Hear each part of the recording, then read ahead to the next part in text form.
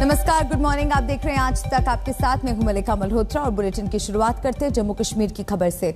जम्मू कश्मीर में आतंकियों ने एक बार फिर बुजदिली दिखाई है। आतंकियों ने पुलिसकर्मियों की बस पर ताबड़तोड़ फायरिंग की, जिसमें 2 पुलिस वाले शहीद हो गए जबकि 12 घायल हो गए। इस हमले की पीएम ने जानकारी भी मांगी है।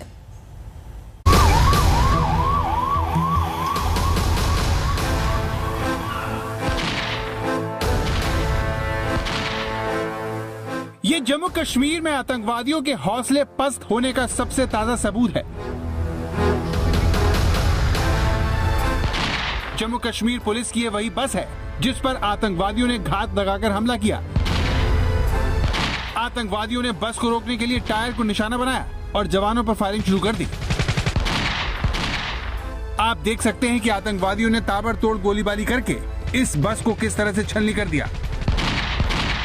इस बस पर आतंकवादियों की गोलियों के निशान भी देख सकते हैं। ये हमला श्रीनगर के जेवन इलाके के खोनमोह रोड के पंथा चौक पर हुआ। इस हमले को साल 2019 के पुलवामा हमले के बाद घाटी में सबसे बड़ी आतंकवादी वारदात माना जा रहा है।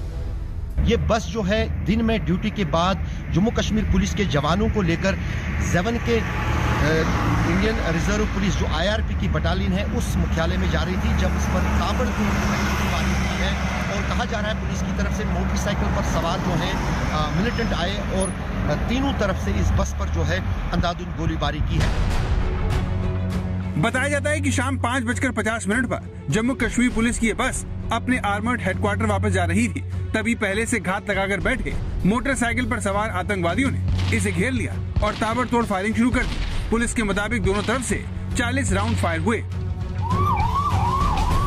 ये उसी जगह की तस्वीर है जहां पर आतंकवादी हमला हुआ। यहाँ पर चारों तरफ जम्मू कश्मीर पुलिस के जवानों का खून फैला हुआ है। बस के अंदर का भी हाल अलग नहीं है। यहाँ आतंकवादियों की गोलियों से टूटे कांच बिखरे हुए हैं, वहीं चारों तरफ खून फैला हुआ है। एक जवान का जूता भी यहाँ पर गिरा हुआ देखा जा सकता है। श्रीनगर के जिस जेवन इलाके में हमला हुआ वो काफी सुरक्षित माना जाता है। यहाँ पर जम्मू कश्मीर पुलिस का आर्मर्ड हेडक्वार्टर होने के अलावा BSF का एक कैंप है जहाँ पर BSF के IG रहते हैं। CRPF का बटालियन हेडक्वार्टर भी इसी इलाके में है। वहीं थोड़ी दूर पर सेना का 15वीं कोर मुख्यालय है। अगर हम जेवन का इलाका दिखाएं, ये आप देख सकते हैं, ये जम्मू श्रीनगर राष्ट्रीय राजमार्ग है जिस पर कुछ हिस्सों पर जो है ट्रैफिक रोक दिया गया है और यहाँ से ही जो है बाई और जेवन का इलाका जाता है जहाँ पर ये हमला हुआ है। और उसके बाद जो है पूरे इलाके की घेराबंदी कर दी गई है ताकि हमलावरों का पता लगाया जा सके और उनको पकड़ा जा सके। इस वक्त श्रीनगर का तापमान 0 से नीचे है, रात का समय है। इस बीच हमलावरों का पता लगाना भी सुरक्षा एजेंसियों के लिए काफी मुश्किल हो रहा है। जम्मू कश्मीर पुलिस के जवानों की जिस बस पर हमला हुआ है वो बुलेट प्रूफ नहीं थी। अधिकतर पुलिस कर्मियों के पास शील्ड और लाठियां थी। बहुत कम पुलिस वालों के पास हथियार थे। शायद यही वजह है कि आतंकवादी इतनी बड़ी वारदात को अंजाम देने में कामयाब रहे। जानकारों का मानना है कि आतंकवादियों पर भारी दबाव है। पाकिस्तान की तरफ से लगातार उन पर हमला करने का दबाव बनाया जा रहा है ताकि धारा 370 के खिलाफ माहौल बनाया जा सके। इस बात को गलत साबित किया जा सके कि 370 और 35 से हटने के बाद घाटी में शांति लौटने लगी है। 5 अगस्त 2019 को जम्मू कश्मीर से अनुच्छेद 370 हटने के बाद 366 आतंकवादी मारे जा चुके हैं। वहीं इसी दौरान 96 आम नागरिक और 81 जवान शहीद हो चुके हैं।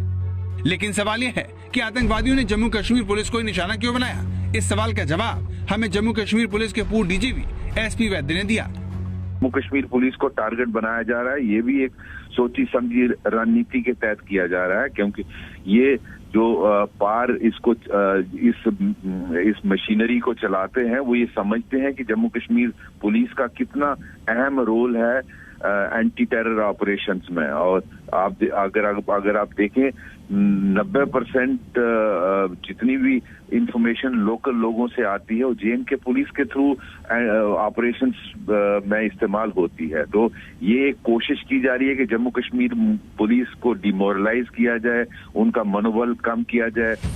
लेकिन इस हमले ने कई सवाल भी खड़े कर दिए हैं, क्योंकि जब भी कश्मीर में कोई पुलिस टुकड़ी की मूवमेंट होती है तो एरिया डोमिनेशन कर सुरक्षा दी जाती है।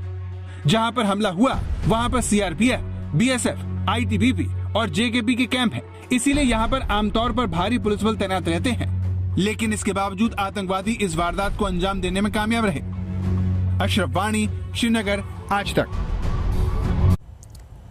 दिन भर काशी विश्वनाथ कॉरिडोर के लोकार्पण सहित कई कार्यक्रमों में व्यस्त होने के बाद पीएम मोदी ने बीजेपी के सीएम और डिप्टी सीएम के साथ रात करीब 12 बजे तक बैठक की। फिर मोदी बिना थके बिना रुके निकल पड़े काशी में विकास के कामों का निरीक्षण करने। अपनी गलियों में पीएम को देखकर लोग फूले नहीं समाये।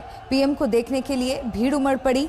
पहले तो पीएम काशी विश्वनाथ मंदिर की भव्यता और मनमोहक रंगों से सराबोर मंदिर को निहारते दिखे।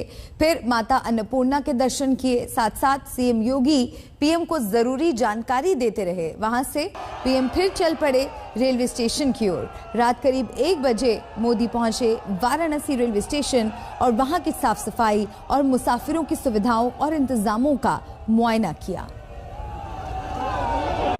सोमवार को दुनिया ने अपने सबसे पुराने शहरों में से एक काशी का नमो मॉडल देखा है और काशी का कायाकल्प करने वाले मोदी मैजिक को महसूस किया है। काशी, वाराणसी, बनारस, जो भी नाम लीजिए, शहर वही है, लेकिन तस्वीर एकदम नई है। बनारस के बारे में कहते हैं कि इस शहर का रस हमेशा बना रहता है। इस रस में काशी विश्वनाथ कॉरिडोर के सुनहरे स्वप्न के पूरा होने की मिठास खुली हुई थी। पीएम मोदी ने कल काशी को कई ऐतिहासिक पल दिए हैं।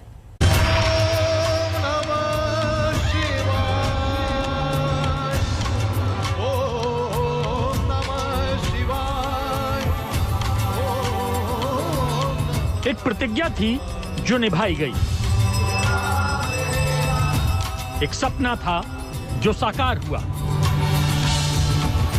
एक तमन्ना थी जो पूरी हो गई। नमः शिवाय। ये प्रतीक है हमारे भारत की सनातन संस्कृति का। काशी अपने भोले के नए घर को पाकर धन्य हो गई और उसने अपनी खुशी उस घर के रचनाकार के शानदार स्वागत से व्यक्त की। यूं तो पीएम मोदी कई बार यहां आए हैं। ये संसदीय क्षेत्र है उनका, गढ़ है उनका, लेकिन ऐसा स्वागत उनका या तो 2014 में हुआ जब वो पहली बार यहां चुने गए, या फिर आज हुआ है जब उन्होंने काशी से किया वादा निभाया। वाराणसी और पीएम मोदी का सपना कुछ इस तरह से पूरा हुआ।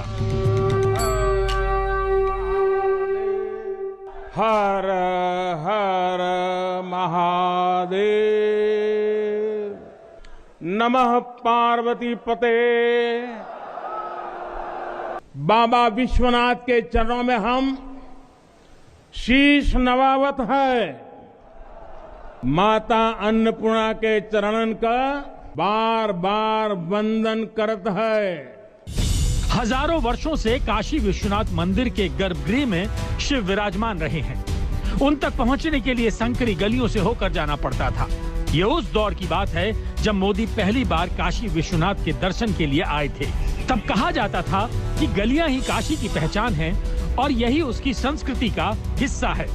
लेकिन पीएम मोदी ने काशी के स्वरूप को नई सोच से बदला और फिर काशी में जो हुआ वो हिंदू धर्म स्थानों के लिए मॉडल बन गया। ये पीएम मोदी का काशी मॉडल है।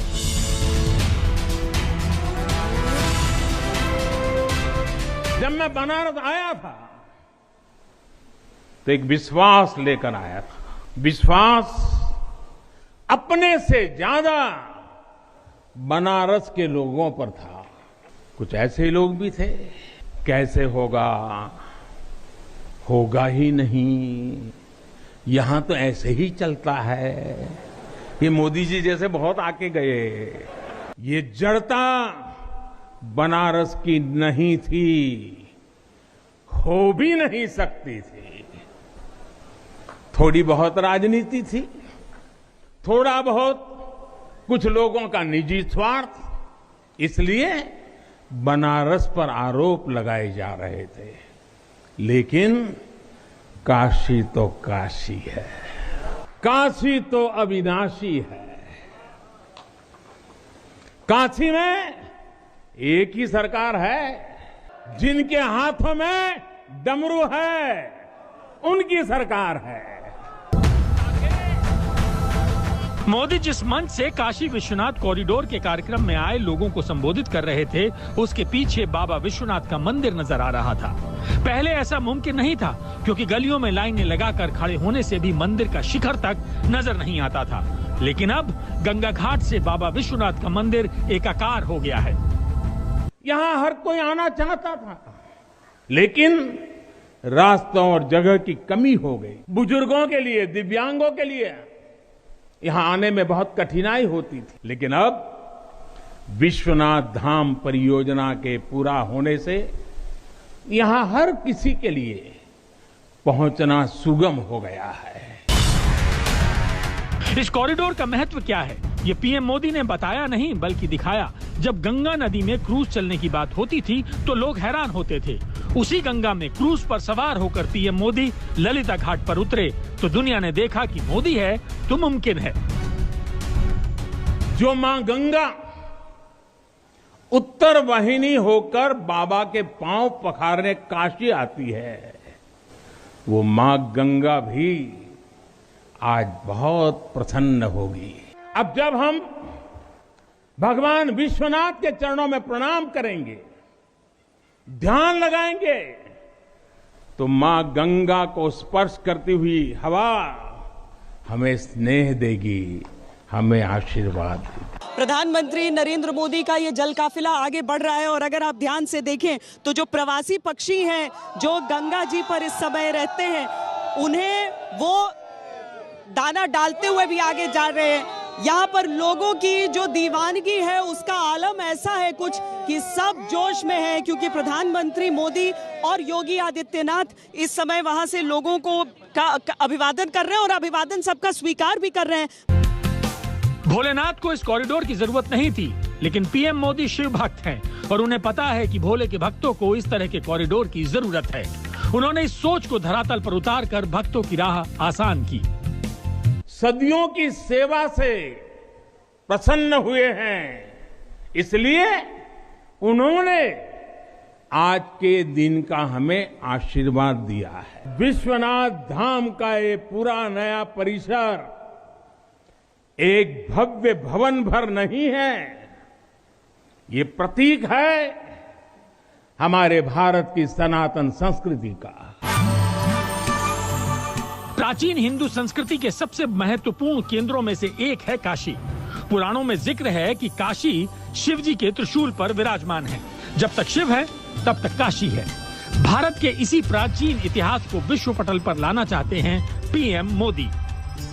हमारी इस वाराणसी ने युगों को जिया है, इतिहास को बनते बिगड़ते देखा है। कितने ही कालखंड आए गए, कितनी ही सल्तनतें उठी और मिट्टी में मिल गई, फिर भी बनारस बना हुआ है।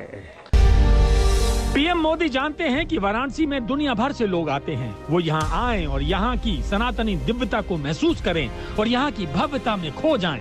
इसी सोच के साथ पीएम मोदी ने इस कॉरिडोर का सपना देखा था। मेरी काशी आगे बढ़ रही है, अपने गौरव को फिर से नई भव्यता दे रही है। काशी के बारे में मैं जितना बोलता हूं उतना डूबता जाता हूं, उतना ही भावुक हो जाता हूं। काशी वो है जहां मृत्यु भी मंगल है। वाराणसी पीएम मोदी का गढ़ है, लेकिन वाराणसी केवल पीएम मोदी का लोकसभा क्षेत्र नहीं, बल्कि ये पीएम मोदी के विकास का वो मॉडल है जिसे वो दुनिया के सामने उदाहरण के रूप में पेश करना चाहते हैं और काशी को दुनिया में अध्यात्म का केंद्र बनाना चाहते हैं। काशी के विकास में इन अनंत पुण्य आत्माओं की ऊर्जा शामिल है।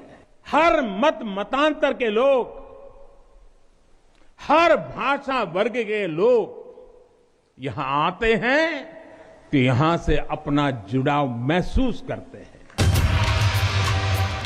वाराणसी का विकास मॉडल पीएम मोदी का ड्रीम प्रोजेक्ट है और इसी ड्रीम प्रोजेक्ट की पहली कड़ी आज पूरी हो गई। लोकार्पण के साथ काशी विश्वनाथ विश्व भर के मौजूद शिव भक्तों को समर्पित हो गया है। कुमार अभिषेक और समर श्रीवास्तव के साथ ब्यूरो रिपोर्ट, आज तक। और इसी के साथ यहाँ वक्त एक ब्रेक का है। जल्द लौटेंगे कुछ और खबरों के साथ। आप देखते रहिए आज तक।